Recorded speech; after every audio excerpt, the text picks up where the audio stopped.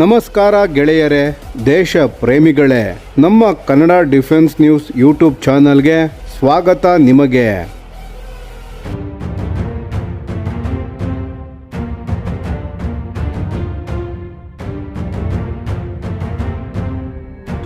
ಭಾರತೀಯ ನೌಕಾಪಡೆಯ ಮತ್ತೊಂದು ದೊಡ್ಡ ಸಾಧನೆ.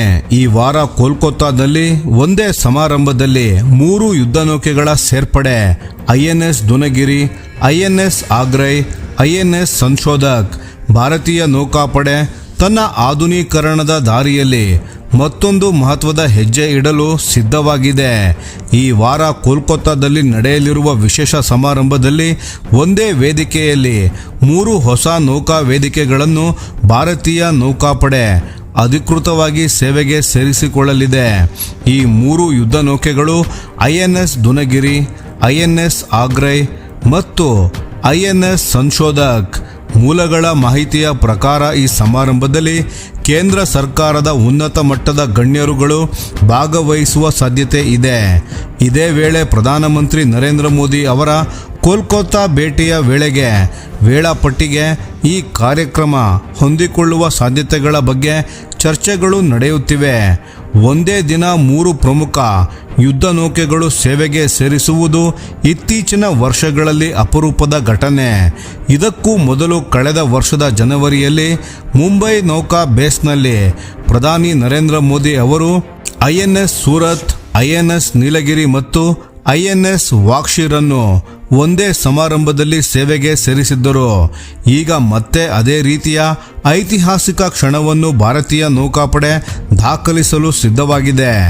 ಮೊದಲು ಮಾತನಾಡೋಣ ಐಎನ್ಎಸ್ ದುನಗಿರಿಯ ಬಗ್ಗೆ. ಇದು ಪ್ರಾಜೆಕ್ಟ್ 17A ಫ್ರಿಗೇಟ್ ಪ್ರೋಗ್ರಾಂ ಅಡಿಯಲ್ಲಿ ನಿರ್ಮಿಸಲಾದ 5ನೇ ಫ್ರಿಗೇಟ್ ಆಗಿದ್ದು, garden reach ship builders and engineers GRSC ನಿರ್ಮಿಸಿರುವ ಈ ವರ್ಗದ 2ನೇ ಯುದ್ಧ ನೌಕೆಯಾಗಿದೆ. ಈ ನೌಕೆಯ ಪ್ರಮುಖ ಶಕ್ತಿ ಅದರ ಶಸ್ತ್ರಾಸ್ತ್ರ ವ್ಯವಸ್ಥೆಯಾಗಿದೆ. ಇದರಲ್ಲಿ ಅಳವಡಿಸಿರುವ ಬ್ರಹ್ಮೋಸ್ ಸೂಪರ್ಸಾನಿಕ್ ಕ್ರೂಸ್ ಮಿಸೈಲ್ ವ್ಯವಸ್ಥೆ ಸಮುದ್ರದ ಮೇಲೆ ಮತ್ತು ದೂರದ ಗುರಿಗಳ ವಿರುದ್ಧ ಅತ್ಯಂತ ವೇಗದ ದಾಳಿ ಸಾಮರ್ಥ್ಯವನ್ನು ಒದಗಿಸುತ್ತದೆ. ಅದರ ಜೊತೆಗೆ surface to air missile system ಹಾಗೂ ಕ್ಲೋಸ್ ಇನ್ ವೆಪನ್ ಸಿಸ್ಟಮ್ಸ್ ಕೂಡ ಇದರಲ್ಲಿ ಅಳವಡಿಸಲಾಗಿದೆ. ಇದರಿಂದ ವಾಯು ದಾಳಿ ಮತ್ತು ಹತ್ತಿರದ ಅಪಾಯಗಳಿಂದ ಯುದ್ಧ ನೌಕೆಯನ್ನು ರಕ್ಷಿಸಬಹುದು. ಈ ನೌಕೆಯ ಇನ್ನೊಂದು ವಿಶೇಷತೆ ಅದರ ಕೋರ್ಡಾಗ್ ಅಂದರೆ combined diesel or gas propulsion system. ಈ ತಂತ್ರಜ್ಞಾನದಿಂದ ಪರಿಸ್ಥಿತಿಗೆ ಅನುಗುಣವಾಗಿ ಡೀಸೆಲ್ ಅಥವಾ ಗ್ಯಾಸ್ ಟರ್ಬೈನ್ ಅನ್ನು ಬಳಸಿಕೊಂಡು ವೇಗ ಮತ್ತು ಕಾರ್ಯಕ್ಷಮತೆಯನ್ನು ಹೆಚ್ಚಿಸಬಹುದು. ಇದಲ್ಲದೆ ಇಂಟಿಗ್ರೇಟೆಡ್ ಪ್ಲಾಟ್ಫಾರ್ಮ್ ಮ್ಯಾನೇಜ್ಮೆಂಟ್ ಸಿಸ್ಟಮ್ ಇರುವುದರಿಂದ ನೌಕೆಯ ಅನೇಕ ಪ್ರಮುಖ ವ್ಯವಸ್ಥೆಗಳನ್ನು ಕೇಂದ್ರೀಕೃತವಾಗಿ ನಿರ್ವಹಿಸಬಹುದು. ಗಮನಾರ್ಹ ವಿಷಯವು ಏನೆಂದರೆ ಈ ನೌಕೆಯ ನಿರ್ಮಾಣವನ್ನು ಸುಮಾರು 80 ತಿಂಗಳುಗಳಲ್ಲಿ ಪೂರ್ಣಗೊಳಿಸಲಾಗಿದೆ. ಇದಕ್ಕೆ ಹೋಲಿಸಿದರೆ ಇದೇ ವರ್ಗದ ಮೊದಲ ನೌಕೆಯಾದ ಐಎನ್ಎಸ್ ನೀಲಗಿರಿ ನಿರ್ಮಾಣಕ್ಕೆ ಸುಮಾರು 93 ತಿಂಗಳುಗಳ ಕಾಲ ತೆಗೆದುಕೊಂಡಿತ್ತು. ಇನ್ನು ಇದೇ ಯೋಜನೆಯ ಐಎನ್ಎಸ್ ಮಹೇಂದ್ರಗಿರಿ ಮತ್ತು ಐಎನ್ಎಸ್ ವಿಂದ್ರಗಿರಿ ಸೇವೆಗೆ ಸೇರ್ಪಡೆಯಾಗುವುದು ಬಾಕಿ ಇದೆ. ಈಗ ನೋಡೋಣ ಐಎನ್ಎಸ್ ಆಗ್ರೈ ಬಗ್ಗೆ. ಇದು Arnala class anti submarine warfare shallow water craft SWC ಯೋಜನೆಯ ಅಡಿಯಲ್ಲಿ ನಿರ್ಮಿಸಲಾದ 5ನೇ ನೌಕೆಯಾಗಿದೆ. ಈ ಯೋಜನೆಗೆ 2013ರಲ್ಲಿ ಅನುಮೋದನೆ ದೊರೆತಿತ್ತು ಮತ್ತು ಒಟ್ಟು 16 ನೌಕೆಗಳನ್ನು ನಿರ್ಮಿಸುವ ಗುರಿ ಹೊಂದಲಾಗಿದೆ. ಈ ನೌಕೆಯ ಪ್ರಮುಖ ಕೆಲಸ ಕಡಲ ತೀರದ ಕಡಿಮೆ ಆಳದ ಪ್ರದೇಶಗಳಲ್ಲಿ ಶತ್ರುಗಳ ಜಲಾಂತರ್ಗಾಮಿಗಳನ್ನು ಪತ್ತೆ ಮಾಡಿ ಅವುಗಳ ವಿರುದ್ಧ ಕಾರ್ಯಾಚರಣೆ ನಡೆಸುವುದು. ಇದರಲ್ಲಿ ಲೈಟ್ ವೆಯ್ಟ್ ಟಾರ್ಪೆಡೋಸ್, ಸ್ವದೇಶಿ ಆಂಟಿ ಸಬ್ಮರೀನ್ ರಾಕೆಟ್ ಲಾಂಚರ್ಸ್ ಹಾಗೂ ಅತ್ಯಾಧುನಿಕ ಸೋನಾರ್ ಸಿಸ್ಟಮ್ಸ್ಗಳನ್ನು ಅಳವಡಿಸಲಾಗಿದೆ. ವಿಶೇಷವಾಗಿ ಕಡಿಮೆ ಆಳದ ಸಮುದ್ರ ಪ್ರದೇಶಗಳಲ್ಲಿ ಕಾರ್ಯಾಚರಣೆ ನಡೆಸಲು ಇದನ್ನು ವಿನ್ಯಾಸಗೊಳಿಸಲಾಗಿದೆ. ಇದು ಭಾರತಕ್ಕೆ ಏಕೆ ಮುಖ್ಯ ಅಂದರೆ ಪಾಕಿಸ್ತಾನದ ನೌಕಾಪಡೆ ತನ್ನ ಜಲಾಂತರ್ಗಾಮಿ ಸಾಮರ್ಥ್ಯವನ್ನು ವೇಗವಾಗಿ ವಿಸ್ತರಿಸುತ್ತಿದೆ ಮತ್ತು ಹೊಸ ಚೀನಾ ನಿರ್ಮಿತ ಹ್ಯಾಂಗೂರ್ ಕ್ಲಾಸ್ ಸಬ್ಮರೀನ್ಸ್ಗಳನ್ನು ಸೇನೆಗೆ ಸೇರಿಸಿಕೊಳ್ಳುತ್ತಿದೆ. ಇಂತಹ ಪರಿಸ್ಥಿತಿಯಲ್ಲಿ ಭಾರತದ ಕರಾವಳಿ ಭದ್ರತೆಯನ್ನು ಇನ್ನಷ್ಟು ಬಲಪಡಿಸುವಲ್ಲಿ INS ಅಗ್ರೈ ಪ್ರಮುಖ ಪಾತ್ರ ವಹಿಸಲಿದೆ. ಈಗ ಕೊನೆಯದಾಗಿ INS ಸಂಶೋಧಕ್ ಕಡೆ ಬರೋಣ.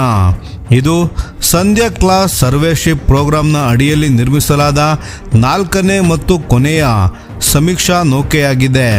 ಸುಮಾರು 110 ಮೀಟರ್ ಉದ್ದ ಹಾಗೂ ಸುಮಾರು 3300 ಟನ್ ಸಾಮರ್ಥ್ಯ ಹೊಂದಿರುವ ಈ ನೌಕೆ ನೇರ ಯುದ್ಧಕ್ಕಾಗಿ ಅಲ್ಲ, ಆದರೆ ಯುದ್ಧ ಸಿದ್ಧತೆಯಲ್ಲಿ ಅತ್ಯಂತ ಪ್ರಮುಖ ಪಾತ್ರ ವಹಿಸುತ್ತದೆ. ಇದರಲ್ಲಿ autonomous under water vehicles, AUV, remotely operated vehicles ROV ಮತ್ತು ಅತ್ಯಾಧುನಿಕ ಹೈಡ್ರೋಗ್ರಾಫಿಕ್ ಸರ್ವೆ ಸಿಸ್ಟಮ್ಸ್ಗಳನ್ನು ಅಳವಡಿಸಲಾಗಿದೆ. ಈ ವ್ಯವಸ್ಥೆಗಳ ಮೂಲಕ ಸಮುದ್ರದ ತಳಭಾಗದ ನಕ್ಷೆ ತಯಾರಿಸುವುದು, ನೌಕಾಯಾನ ಮಾರ್ಗಗಳ ಸಮೀಕ್ಷೆ ನಡೆಸುವುದು ಹಾಗೂ ಭವಿಷ್ಯದ ಸಮುದ್ರ ಕಾರ್ಯಾಚರಣೆಗಳಿಗೆ ಮಾಹಿತಿ ಸಿದ್ಧಪಡಿಸುವುದು ಸಾಧ್ಯವಾಗುತ್ತದೆ. ಒಟ್ಟಾರೆ ನೋಡಿದರೆ INS ದುನಗಿರಿ ಭಾರತಕ್ಕೆ ಬಲಿಷ್ಠ ಮೇಲ್ಮೈ ಯುದ್ಧ ನೌಕೆಯ ಸಾಮರ್ಥ್ಯ ನೀಡಲಿದೆ. INS ಅಗ್ರೈ ಜಲಾಂತರ್ಗಾಮಿ ವಿರೋಧಿ ಕಾರ್ಯಾಚರಣೆಗಳನ್ನು ಮತ್ತಷ್ಟು ಶಕ್ತಿಶಾಲಿ ಮಾಡಲಿದೆ ಮತ್ತು INS ಸಂಶೋಧಕ್ ಸಮುದ್ರ ಸಮೀಕ್ಷೆ ಹಾಗೂ ಕಾರ್ಯಾಚರಣೆಯ ಸಿದ್ಧತೆಯನ್ನು ಮತ್ತೊಂದು ಹಂತಕ್ಕೆ ಕೊಂಡೊಯ್ಯಲಿದೆ.